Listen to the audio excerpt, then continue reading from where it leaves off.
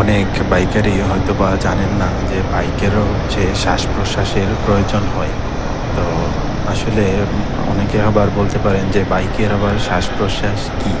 তো চলুন আজকে হচ্ছে এসকে ব্লগসের এই ভিডিওটির মাধ্যমে আপনাদেরকে জানানোর চেষ্টা করি যে বাইকের শ্বাস প্রশ্বাসটা কি। আসলে এক কথায় বলতে গেলে বাইকের শ্বাস প্রশ্বাস হলো বাইকের যেই এয়ার ফিল্টার থাকে ওই এয়ার ফিল্টারটা। আসলে যখন হচ্ছে আমরা বাইক রাইড করি তখন হচ্ছে রাস্তার প্রচুর ধুলোবালিতে ওই এয়ার ফিল্টারটা জ্যাম হয়ে যায়, আর জ্যাম হয়ে গেলে বাইক হচ্ছে ঠিকমতো অক্সিজেনটা পায় না।